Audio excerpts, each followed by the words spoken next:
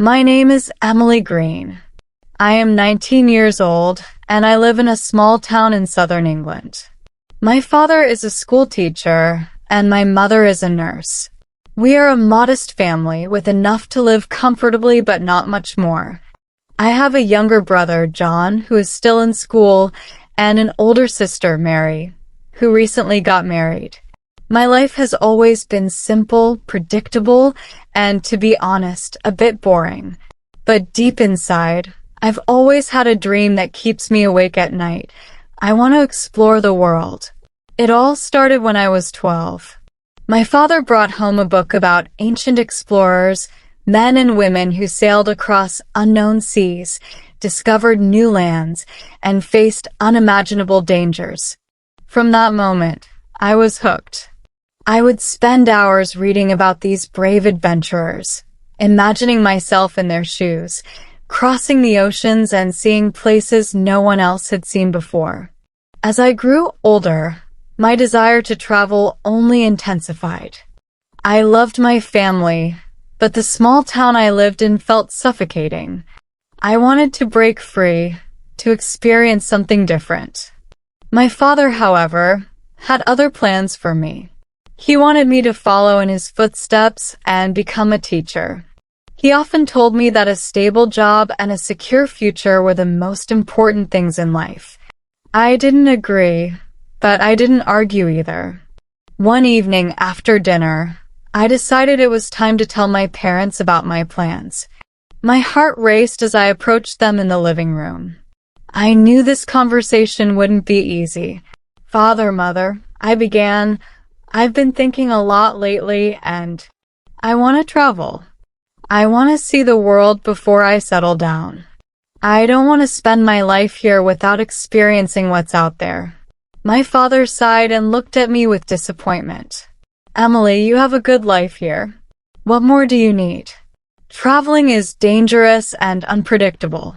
There's nothing out there that you can't find here.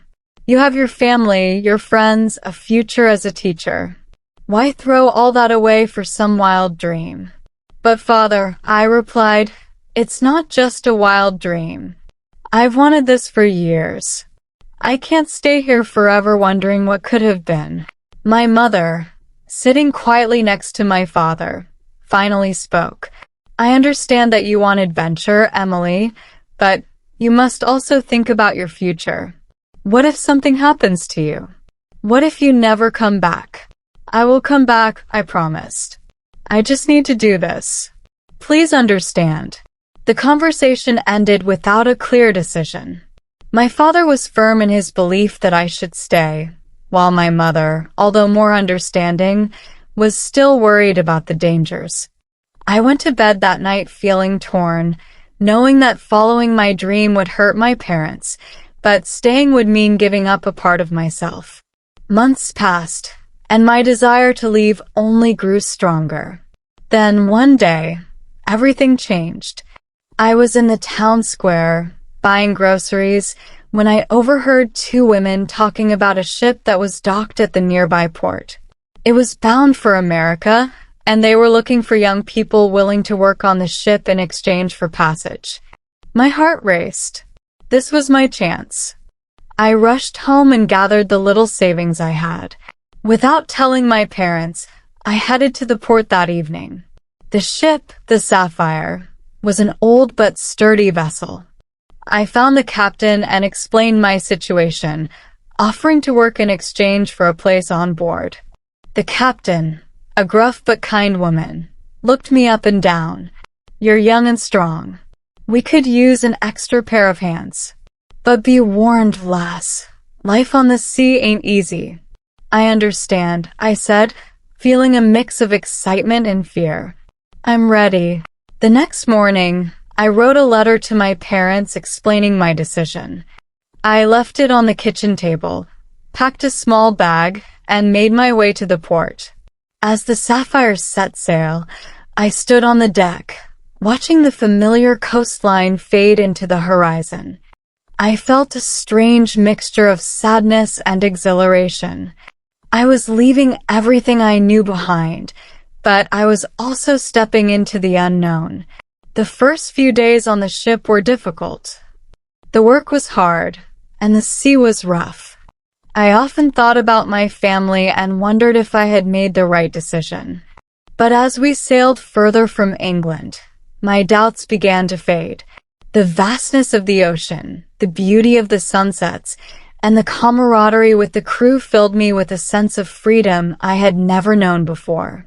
After weeks at sea, we arrived in America. The sight of the bustling port city was overwhelming.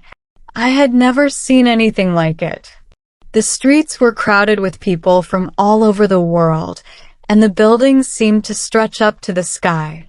I spent my first few days exploring, soaking in the new sights and sounds.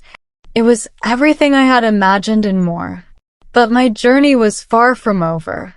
I soon found work on another ship, this time bound for South America. The journey was long and treacherous. We faced storms that tossed the ship like a toy, and there were days when I thought we wouldn't survive. But each time we made it through, and with every challenge, I felt myself growing stronger and more capable. As the years passed, I traveled to places I had only dreamed of. I sailed through the Caribbean, visited the jungles of South America, and even made my way to the far reaches of Asia. Along the way, I met people from all walks of life, learned new languages, and experienced cultures vastly different from my own. But despite all the excitement and adventure, there was always a part of me that longed for home. After 5 years of traveling, I decided it was time to return to England. When I arrived in my hometown, everything seemed smaller, quieter than I remembered. I wasn't the same person who had left all those years ago. I had seen too much, experienced too much to fit back into my old life. But my family welcomed me back with open arms.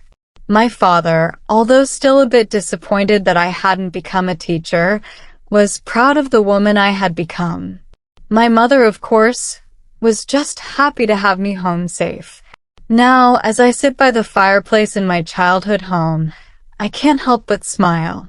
My journey may have been filled with danger and uncertainty, but it was also full of wonder and discovery. I had followed my dream, and in doing so, I had found myself. Subscribe for more videos.